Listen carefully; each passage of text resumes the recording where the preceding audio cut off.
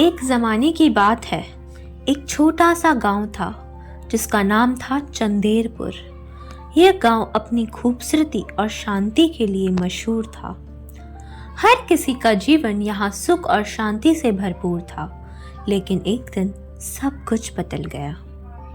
एक रात जब पूरा गांव नींद में था, एक अजीब और भयानक आंधी चली। यह आंधी किसी आम तूफान से अलग थी। इसके साथ एक पुरानी और भूतिया सी आवाज भी थी जो कह रही थी, तुम सब ने मेरे प्यार को मुझसे छीन लिया। अब मैं तुम सब को श्राप देती हूँ। सुबह होती है और सब लोग देखते हैं कि गांव की हर एक चीज बिखरी हुई है।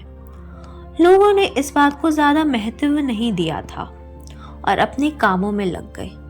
लेकिन धीरे धीरे अजीब और रहस्यमय घटनाएं घटने लगी। लोग बिना किसी वजह के बीमार पड़ने लगे, तो कई लोग एक्सीडेंट्स के शिकार हुए, कई बच्चे की मृत्यु हो गई और कई लोग खो गए। एक दिन गांव का प्रधान राजेंद्र ने फैसला किया कि इस श्राप का राज जानना बहुत जरूरी है।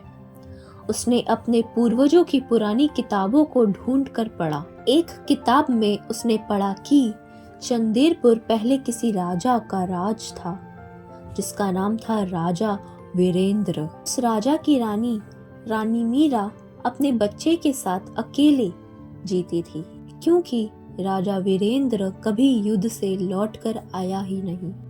एक दिन कुछ लुटेरे आए और रानी मीरा के बेटे को उठा ले गए। रानी ने अपने बेटे को खोकर बहुत आंसू बहाए और उसने कहा, जिसने भी मेरे बेटे को मुझसे छीना है वो इस गांव का है, और अब इस गांव को मैं ये श्राप देती हूँ कि उनकी औलाद कभी भी जी ना सकेगी। वो हमेशा अपने प्यारे को खो देगी। और उसी रात रानी ने अपनी जान दे दी। यह सुनकर राजेंद्र समझ गया कि यह श्राप रानी मीरा का है। उसने सब गांव वालों को इकट्ठा किया और बताया कि रानी मीरा की आत्मा को शांति नहीं मिली है। सब लोग एक साथ मिलकर रानी मीरा का श्राद्ध करने का फैसला करते हैं।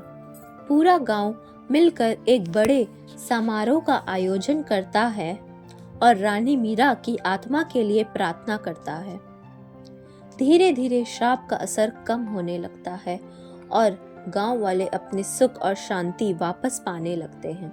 उस दिन के बाद से चंदेरपुर गांव एक बार फिर से खूबसूरत और शांत हो गया। लेकिन हर साल गांव वाले रानी मीरा और उनके बेटे को याद करते हैं और उनकी आत्मा की शांति के लिए प्रार्थना करते हैं, ताकि कभी भी वो श्राप वापस ना आए।